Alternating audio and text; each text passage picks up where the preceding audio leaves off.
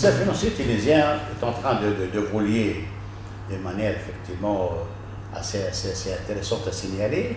Tout d'abord, c'est un système financier qui applique de plus en plus de normes grâce au soutien de la Banque centrale, aux normes de BAL 2 et BAL 3. Donc là, on se rapproche aux standards internationaux en termes de gouvernance qui sont appliqués par les plus importantes banques dans le monde.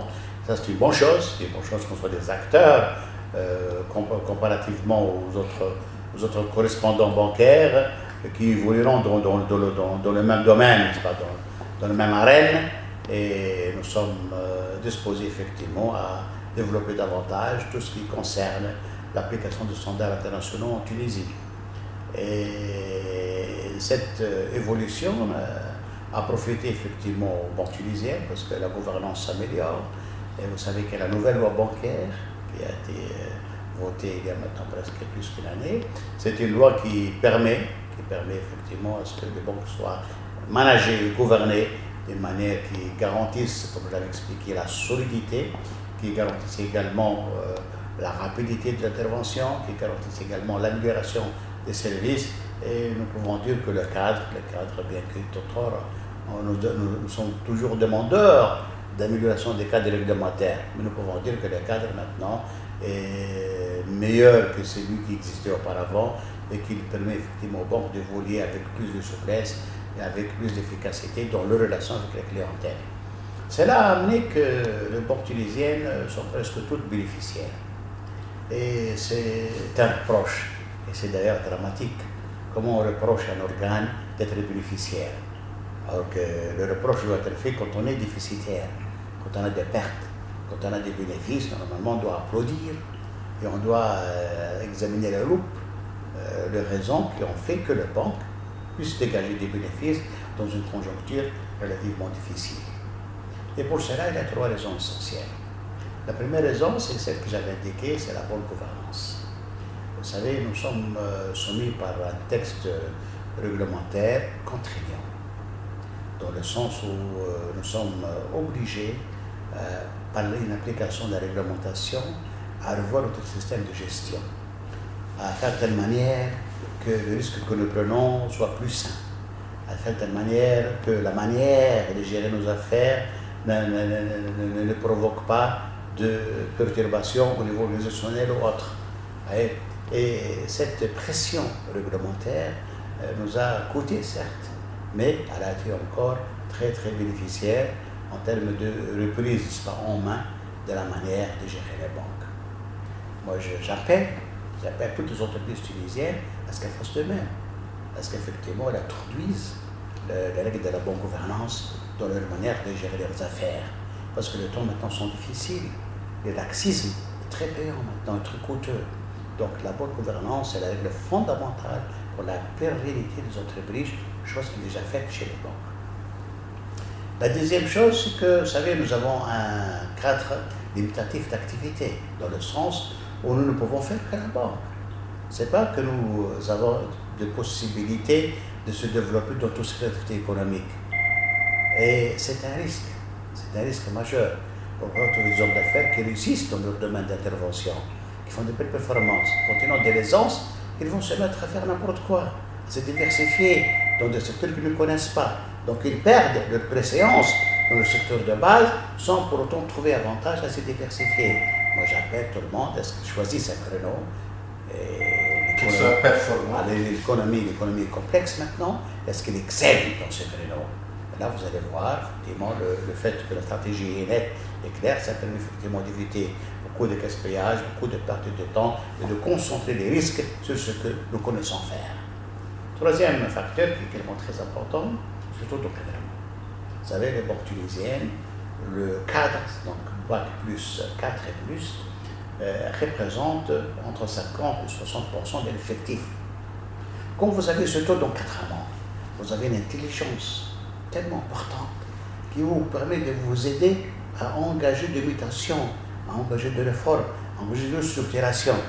Vous trouvez de répondants quand vous dites à vos équipes, nous devrons changer d'approche, nous devrons faire les choses différemment. Parce qu'ils sont intelligents, ils comprennent le message, ils se projettent avec vous dans le temps.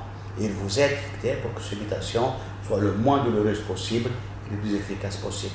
Troisième facteur qui est également très important, Par contre, si vous n'avez pas de cadre, tout l'effort est sur le PDG, le pauvre, il n'a que 24 heures. Oui, donc il n'arrivera pas à négocier des mutations importantes, à négocier des étapes difficiles comme celles passe actuellement l'économie tunisienne. Il s'affole, oui, il perd le repère. Oui, alors que le conseil que je donne aux entreprises, c'est d'augmenter l'encadrement, investir dans les cadres.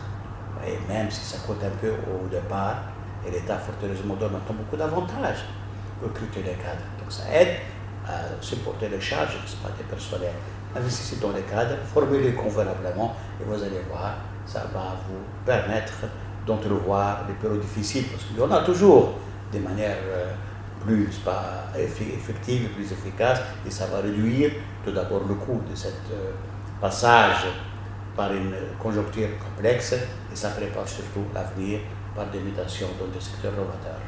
Est-ce que toutes les banques ou la majorité des banques sont dans cet esprit-là? Oui, toutes les banques sont c'était même les banques publiques. Maintenant, vous savez, elles ont fait l'objet d'une grande réforme et toutes les banques maintenant s'installent dans cette dynamique que j'avais dit. C'est pour cela que je suis confiant de l'avenir du système bancaire.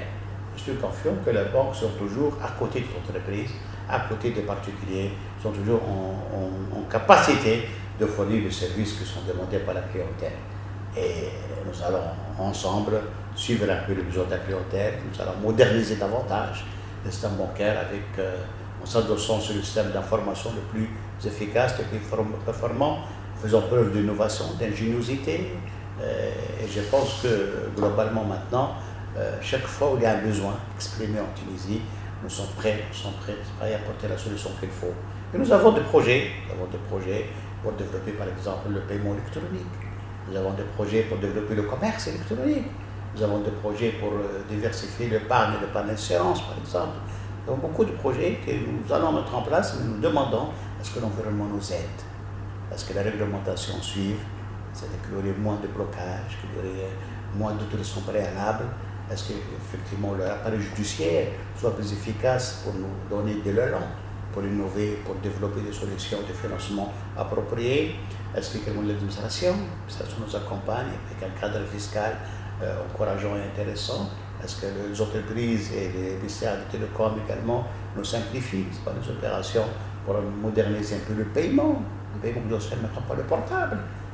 Il n'est pas normal qu'en Tunisie, la monnaie fiduciaire, les billets de banque, constitue un instrument de paiement important. La monnaie fiduciaire, son cours a augmenté de 5 milliards en 2010 à 10 milliards de dinars en 2017. Donc elle devrait diminuer normalement. Donc il faudrait qu'on fasse preuve de beaucoup de courage pour lutter contre les facteurs qui développent la monnaie fiduciaire, par exemple le marché, l'économie informelle et autres. Et éventuellement également on fait preuve de capacité d'investissement pour appliquer les techniques modernes. Vous savez maintenant que les paiements se font par le portable. C'est la voie qu'ils devront emprunter. Ne perdons pas de temps. Allons directement à la technologie la plus moderne, la technologie qui a de l'avenir, qui a ça dans le sens de l'histoire.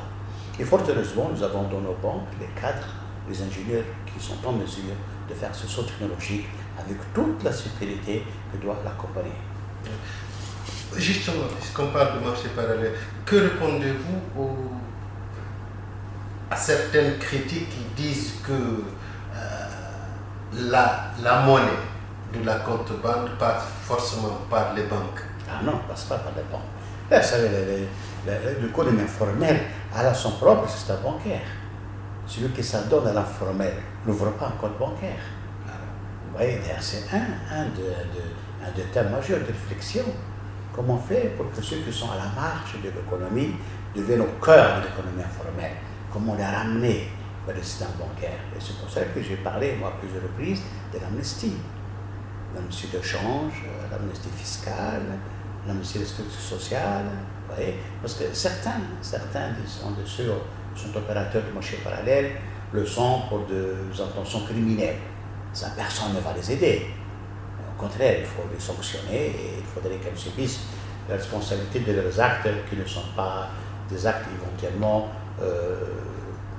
pardonnables, voyez, dans le système législatif que nous vivons actuellement. Mais il y a certains qui, peut-être, parce qu'ils n'ont pas trouvé une capacité à supporter les contraintes administratives. Ils disent si je vais appliquer tout ça, d'abord je ne les connais pas. Ce sont des gens qui n'ont pas la culture pour le supporter convenablement. Deuxièmement, ils disent que le supporter, ça va me coûter cher. Il y a un problème de corruption qui est là également, auquel il faut penser. Et ils disent également que ça prend beaucoup de temps pour les autorisations. Je n'ai pas l'environnement d'affaires qu'il faut, donc moi je dois nourrir ma famille. Donc je m'installe dans l'informel. Ces gens-là, nous pouvons les récupérer. Avec des amnisties valables, avec un encadrement valable, et nous pouvons les ramener vers les banques, effectivement leur donner, grâce à la microfinance par exemple, le financement qu'il faut afin qu'ils puissent travailler dans un cadre transparent, dans un cadre clair, dans un cadre qui même garantit leur avenir. Parce que personne n'a intérêt à rester éternellement dans l'informel. Justement, est-ce que là, les banques ou le système bancaire, d'une façon, vous avez engagé des discussions ou est-ce qu'il y a des discussions avec les autorités compétentes? Oui, normal, nous discutons en permanence.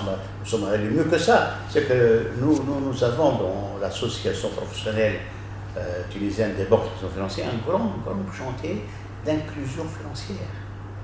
Notre objectif est que chaque Tunisien, là où il est, même s'il est au fin fond de la République, doit avoir son compte bancaire. Et nous avons des réflexions très profondes en la matière que nous faisons avec la Banque mondiale, avec d'autres experts également, pour créer une dynamique à ce niveau-là. Le fait qu'on intervienne de manière forte dans la microfinance, c'est dans cet objectif-là. Parce que c'est les individus ou les personnes, les Tunisiens, qui sont financés par la microfinance. Déjà, ils vont commencer à traiter avec la banque. Pour le règlement, pour l'octroi d'avance sur les crédits et autres. Donc, progressivement, ils vont se familiariser avec le compte bancaire, pour des clients de la banque. Donc, on va les inclure dans la sphère financière. Et nous allons investir lourdement pour qu'effectivement l'inclusion financière soit une préoccupation majeure, parce que je considère personnellement que l'inclusion financière, l'éducation financière sont des choses indispensables si nous voulons développer les Tunisiens, lui donner les attributs de la modernité.